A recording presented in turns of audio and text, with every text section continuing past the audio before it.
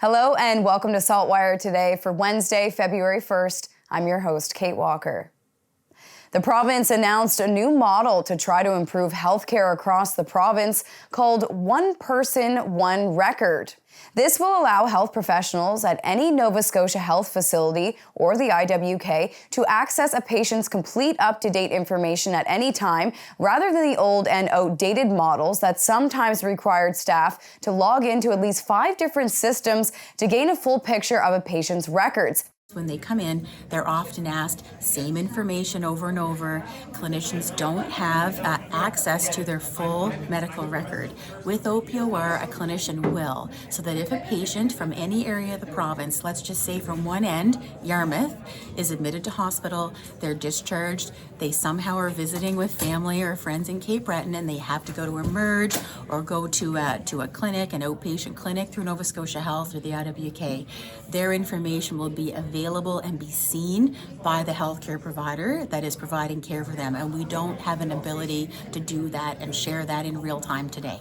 The idea is to create shorter wait times, better care, and give health professionals more time with patients.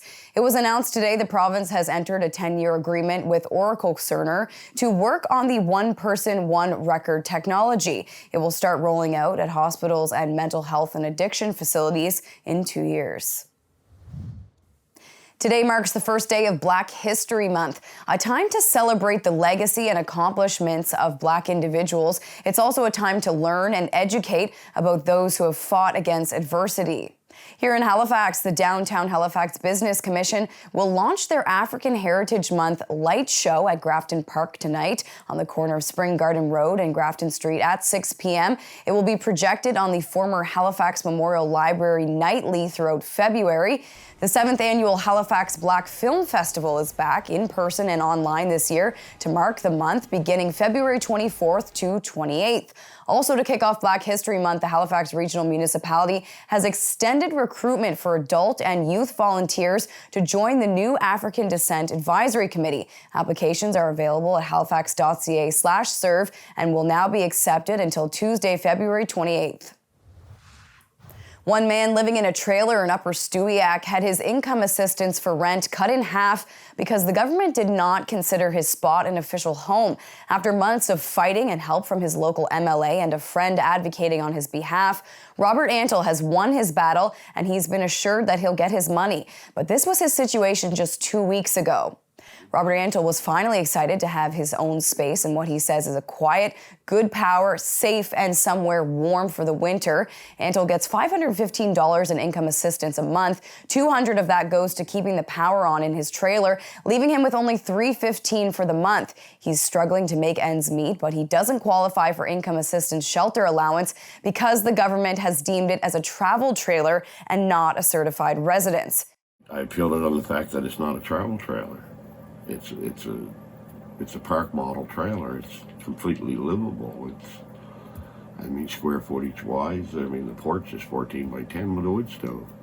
Antle says getting off the system and working a regular job is a major challenge because of his disabilities. He has heart arrhythmia and a pacemaker, type 2 diabetes, and sleep apnea. During the time of his interview, he was down to just 3 days left of food with no plan on where his next meal would come. But I'm down to 3 days. 2 eggs, half loaves of bread, all that stuff. So with the additional rental assistance, his income would double each month. With a cold snap headed our way and temperatures expected to plummet this weekend, there are many concerns for those sleeping outdoors. A tweet from the Out of the Cold Outreach Association reads yesterday, "Already this morning, we've been contacted by 3 separate folks who are newly homeless and asking for help to set up a tent. It will be -25 Friday overnight. Shelter beds are full and housing virtually does not exist. What kind of world are we living in?" The Adsum House for Women say they formulated a plan for a mini warming center at the Alders on Gottingen Street from 10 a.m. to 6 p.m. beginning tomorrow through Sunday. snacks, showers, and support staff will be available. According to a street navigator for downtown Halifax, the North Park Street Emergency Winter Shelter doesn't have a lot of availability. The shelter in Lower Sackville is out of the way for many sleeping rough downtown. And while it does have a bus that runs to it, it can be tough to line up everyone to catch a ride. An exhibit honoring Indigenous children is now on display at the Mi'kmaq Native Friendship Centre for the month of February. The centre's Every Child Matters Committee and the Rug Hooking Guild of Nova Scotia hosted a public viewing of their joint exhibit today, calling it Finding the Way Forward. I think this is an extremely important topic. It's sort of a very somber topic, but the art, the rugs, they have a beauty and a light and color that helps the discussion for what's happening. An opening celebration was held at the temporary home for the centre on Brunswick Street this morning. I think this is a great, unique way to continue the education for all the residential school students. Many generations have been affected by that residential school, and so we want to keep the motivation going to create the education that's needed to create the awareness. The display is one way of finding new ways to educate people about the historic tragedy. Finding a Way Forward will be open to the public on weekdays, Monday to Friday from 10 a.m. to 2 p.m., as well as Sunday, February 12th from 10 a.m. to 2 p.m. It's time now for a glimpse of today's Thinking Out Loud with Sheldon McLeod. Today, Sheldon is speaking with Doug Stout about a proposal to change 2 federal ridings that would split St. Margaret's Bay down the middle, something residents are against. When is it a done deal? When is it a fait accompli? Well, as I understand, the PROC committee in Parliament has 30 days to make their recommendations in a report, and they report back to Parliament. Then Parliament goes back to the boundary commissions with the information that has been received by PROC and PROC's recommendations. What we are asking is that either the boundary commission go out again because of the significance of their proposed changes and gather input from the affected citizens, or just go back to the status quo. The status quo worked. You could make minor adjustments to it to adjust for the growth in the Halifax area, but there was no reason to adjust South Shore St. Margaret's. The numbers were not outside of the plus or minus 25%. And if you're going to kick the can down the road, they mentioned in the report, you're going to have to deal with the growth in Halifax sometime. They walked away from the notion of adding a 5th riding to Halifax and reproportioning the rural ridings, making the rural ridings bigger because of the growth in Halifax. That's going to get even much higher, particularly ridings such as Halifax West, where the growth is occurring in the province. And we're intent to move the province to 2 million people or something over the number of years. So. Well, we just want to stick together. If we want to have a chance to have input in front of the Boundary Commission on a proposal that deals with us. And for Sheldon's full conversation, head to the opinion section of saltwire.com. Time now for the Atlantic Sports Wire, presented by Scott Squires. The Lynx now skating left to right. Here's part 2 of my conversation with Glace Bay, Nova Scotia's Nellie Edwards, who's an assistant coach with the Cape Breton Lynx, part of the Maritime Major U18 Female Hockey League. What does it mean to you to be able to coach these girls playing hockey and to be able to mentor them?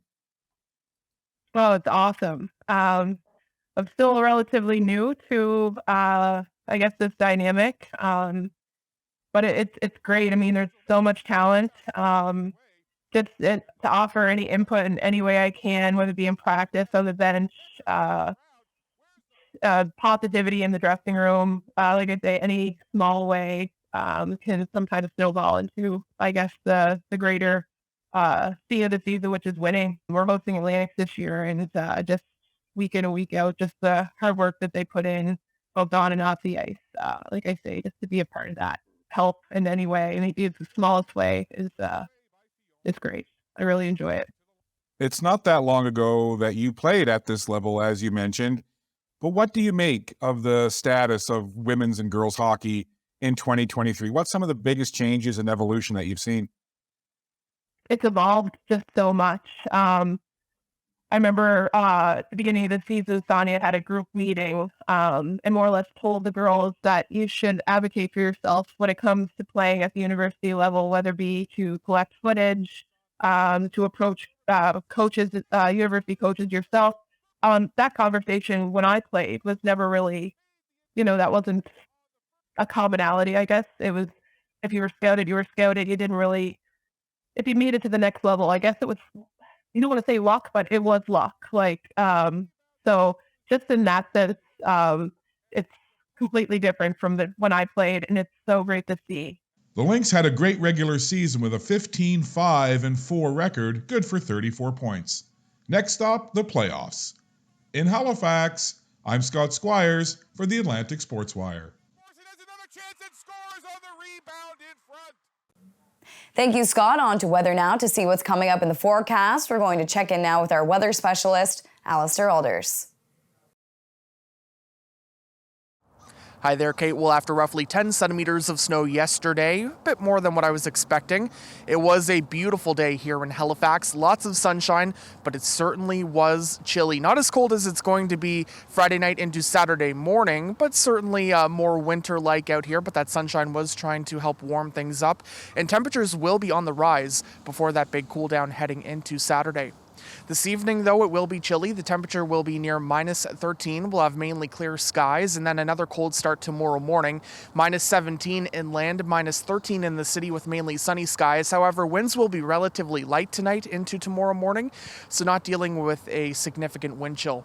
As we head through the afternoon on Thursday, it will become mainly cloudy, and we'll see the high heading up to about minus 3 in the afternoon. But it's likely that temperatures will continue to rise as we go through Thursday night into Friday. That's because we will have a low pressure system that will develop offshore and a cold front approaching from our west. So as a result, we could see some rain showers on Friday morning, but as that cold front crosses the province, temperatures will be plunging. Could cause a bit of a flash freeze situation with any standing water on the ground, but temperatures will be plummeting throughout the day Friday through Friday night. And right now, the latest guidance has the forecast low on Saturday morning, so as you're waking up, near minus 26 in Halifax with a wind chill close to minus 40.